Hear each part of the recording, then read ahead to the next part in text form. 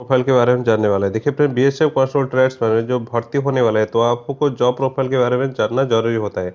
जैसे कि आपको ड्रेस कोड क्या मिलती है, जो कि आपको पहन कर ड्यूटी हो करने के लिए, और उसके बाद है आपका क्या-क्या फैसिलिटी मिलती है ट्रेड्समैन जॉब पर, और उसके बाद हम जानने वाले हैं कि आपका सैलरी कितना आता है, ट्रेनिंग पीरियड में कितना सैलरी आता है, ट्रेनिंग पीरियड बाद में आपको कितना सैलरी आता है। देखिए फ्रेंड, आप जानने वाले हैं कि ट्रेनिंग पीरियड के बारे में। ट्रेनिंग पीरियड में आपको कितने दिन की ट्रेनिंग, बेसिक ट्रेनिंग लेते हैं, और उसके बाद ही आपका ट्रेनिंग आपको कितने दिन की लेना होता है, और ट्रेनिंग पीरियड में आपको सैलरी कितना आता है, और आपका राइफल चला सकते हो नहीं चला सकते उसके बारे में हम जानने वाले हैं। और उसके बाद हम जानने वाले हैं कि आपका प्रमोशन होता है या नहीं होता है। तो प्रमोशन होता है तो आप किस लेवल तक जा सकते हैं। और उसके बाद हम जानने वाले हैं कि आपका हॉलीडे कितने दिन की आपको छुट्टी मिलती है, जो कि जो आपका कांस्टेबल ट्रेड्समैन पर, और आपका क्या काम करना पड़ता है कि जो आप जिस भी ट्रेड पर भर्ती होंगे तो उसमें क्या काम करना पड़ता है, उसके बारे में हम जानने वाले हैं। और उसके बाद आपको ट्रेड चेंज कर सकते हैं या नहीं कर सकते, उसके बारे में हम जानने वाले हैं। और आप होम स्टेट को ट्रांसफ़र करके आ सकते हैं, नहीं आ सकते हैं। मान लीजिए आप जिस भी लोकेशन से बिलॉन्ग करते हैं, उसी लोकेशन को आपको ट्रांसफ़र करके आ सकते हैं, नहीं आ सकते, उसके बारे में हम जानने वाले हैं।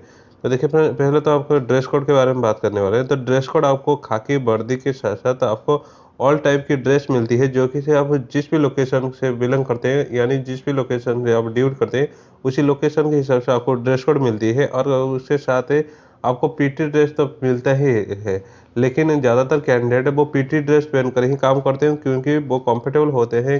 व्हाइट कलर की टी-शर्ट के साथ खाकी पैंट पहनकर उनको कंफर्टेबल लगता है, तो इसी वजह से वो पीटी ड्रेस पहनकर काम करते हैं। लेकिन जीडी के जितने ड्रेस होता है, ट्रेड्समैन पर उतना ही ड्रेस होता है। और हम जानने वाले हैं कि इसमें आपको क्या-क्या फैसिलिटी मिलती है। देखिए अगर हम फैसिलिटी की बात करें, तो इसमें आपको टोटल जो फैसिलिटी मिलती है, मेडिकल फैसिलिटी मिलती है, कैंटीन फैसिलिटी मिलती है, और उसके साथ आपको स्टडी फैसिलिटी मिलती है आप 2 बच्चों के लिए, और उसके साथ आप ट्रैवल फैसिलिटी मिलती है, और आपको लोन फैसिलिटी मिलती है, ईपीएफ मिलती है, जीपीएफ मिलती है, और उसके साथ बहुत सारे भी फैसिलिटी आपको मिलती है ट्रेड्समैन पर। जीडी में जितने फैसिलिटी मिलते हैं, ट्रेड्समैन पर उतने ही फैसिलिटी मिलते हैं।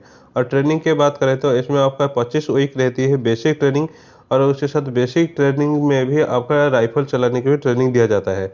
और उसके बाद आपका 12 वीक की रहती है कि आपको ट्रेड ट्रेनिंग, अब जिस भी पोस्ट पर भर्ती होंगे, उसी ट्रेड की एडवांस ट्रेनिंग लेना होता है, जिस भी ट्रेड से आप भर्ती हो रहे हैं। और उसके बाद हम जानने वाले हैं कि आपका सैलरी के बारे में। देखिए फ्रेंड्स, इसमें जो आपका ट्रेनिंग पीरियड में जो सैलरी आपको मिलती है, वो 19,900 के साथ आपका राशन का मनी ही मिलती है, और कोई एचआरए और टीएडीए कोई भी अलाउंस इसमें नहीं मिलता है। और उसके बाद है हम जानने वाले हैं कि इसमें आपका जो सैलरी के बारे में। देखिए सैलरी की बात करें तो आपका 21,700 आपका सैलरी आता है, और उसके बाद आपका सैलरी का, यानी आपका बेसिक सैलरी का 17% आपका डीए मिलती है, और आपका टीए 1800 मिलती है, और आपका एचआर जो मिलती है, यानी हाउस अलाउंस, वो एक्स वाई जेड के हिसाब से मिलती है। मान लीजिए आपका टायर 1, टायर 2, टायर 3 जो सिटी बोलते हैं, तो डिफेंस के वार्ड से एक्स वाई जेड के सिटी के हिसाब से बोलते हैं। एक्स सिटी से आप बिलोंग करते हैं तो आपको 30%, वाई सिटी से बिलोंग करते हैं तो आपको 20%, जेड सिटी से बिलोंग करते हैं तो आपको 10% आपको मिलती है आपका बेसिक सैलरी का। और उसके साथ ही आपका राशन मनी मिलती है, और रिस्क अलाउंस मिलती है। जहाँ पर नक्सलाइट एरिया से बिलोंग करते हैं तो वहाँ पर ही रिस्क अलाउंस मिलती है, और उसके साथ हार्डशिप अलाउंस मिलती है। पहाड़ी एरिया से बिलोंग करते हैं, यानी पहाड़ी एरिया से ड्यूटी देते हैं क्या, या कोई डेंजर एरिया से ड्यूटी देते हैं, तो वहाँ पर हार्डशिप अलाउंस मिलती है।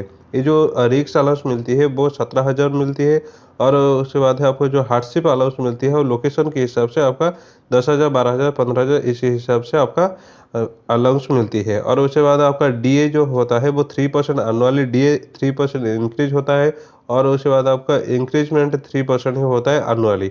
और उसके बाद हम जानने वाले हैं कि आपका जो प्रमोशन के बारे में। देखिए फ्रेंड, प्रमोशन की बात करें तो कांस्टेबल ट्रेड्समैन पर आपको कोई भी प्रमोशन नहीं मिलती है, लेकिन आप जीडी पर जब भर्ती होंगे तो आपको जीडी पर आने के बाद ही आपको प्रमोशन मिलती है, जो कि आपका हवलदार जा सकते हैं, एसआई जा सकते हैं, और एसआई जा सकते हैं।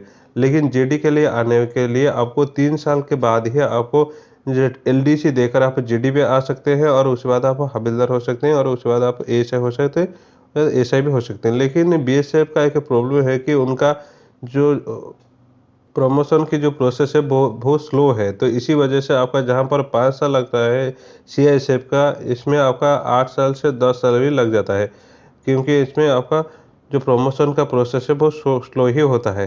और उसके बाद आपको छुट्टी की बात करें तो आपका छुट्टी जो रहती है वो 60 डेज की ईएल रहती है और सीएल आपका 15 दिन की रहती है।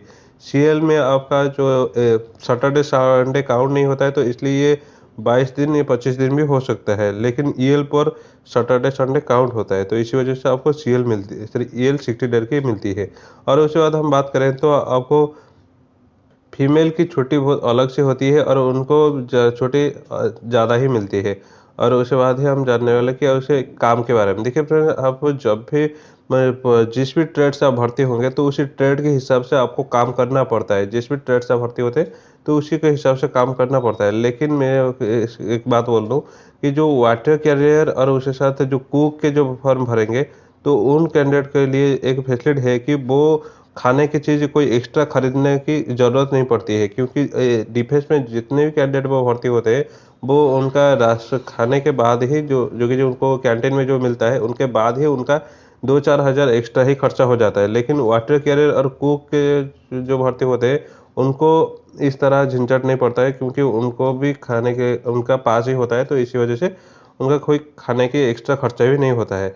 और उसके बाद बात करें तो जो वाशरमैन है और उसके साथ जो बार्बर है और जो कोबलर है, तो उन कैंडिडेट के लिए एक स्पेशल फैसिलिटी है कि वो फॉरेन टूर भी कर सकते हैं, क्योंकि ज़्यादातर वो ऑफिसर के साथ रहते हैं या ऑफिसर के ही काम करते हैं, तो इसी वजह से ऑफिसर जो फॉरेन जाते हैं तो वो भी फॉरेन टूर कर सकते हैं। लेकिन और कोई ट्रेड की फॉरेन टूर नहीं होता है। और उसके बाद हम बात करें तो इसमें आपका जो रहती है ट्रेड चेंज की बात है। देखिए ट्रेड चेंज की बात करें तो इसमें आप ट्रेड चेंज कर सकते हैं, लेकिन आप जिस भी ट्रेड से भर्ती हुए हैं उस ट्रेड से 3 साल बाद ही आप ट्रेड चेंज कर सकते हैं। तो नहीं तो उससे पहले आप ट्रेड चेंज नहीं कर सकते हैं। ट्रेड चेंज करने की एक ही प्रोसेस है कि जी आप 3 साल के बाद एलडीसी देकर ही आप ट्रेड चेंज कर सकते हैं, नहीं तो आप ट्रेड चेंज नहीं कर सकते। और होम स्टेट के ट्रांसफ़र करने की बात करें तो 3 तरीके से आप होम स्टेट को ट्रांसफ़र करके आ सकते हैं। देखिए फ्रेंड्स, जब भी आप पोस्टिंग होगे तो आपको होम चूज़ पोस्टिंग भी बताया जाएगा, जो कि आप जिस भी लोकेशन से बिलोंग करते हैं उसी लोकेशन को आने की आपका जो सिलेक्शन प्रोसेस होता है, तो ये आपको जो भी सिलेक्शन करते हैं तो उसी के लोकेशन पर आपको 3 साल आ सकते हैं, जो कि जो आपका चूज़ पोस्टिंग पर ही जाता है। और सेकंड ग्राउंड पर जो कि जो आपका मेडिकल ग्राउंड होता है, वो मेडिकल ग्राउंड दिखाकर भी आप 3 साल तक आ सकते हैं। और उसके बाद आपको जो कपुल केस है, यानी आप और आपका वाइफ दोनों ही जॉब कर रहे हैं, तो इसलिए आप जिस भी लोकेशन पर ड्यूटी करने के लिए चाहते हैं तो वो उस कपुल केस पर ही जा सकते हैं। थैंक यू फ्रेंड्स, इस वीडियो के एंड तक बने रहने के लिए। और उसके साथ आप जितने भी फ्रेंड आपके डिफेंस सेक्टर पर फॉर्म भरे हैं तो उनके साथ इस वीडियो आप जरूर शेयर करिएगा। और उसके साथ इस वीडियो को लाइक नहीं करें तो लाइक करिए, और इस चैनल को सब्सक्राइब नहीं करें तो सब्सक्राइब करके रखिए। कोई भी ऑफिशियल अपडेट आता है तो मैं आपके साथ शेयर करता हूँ। Thank you friends.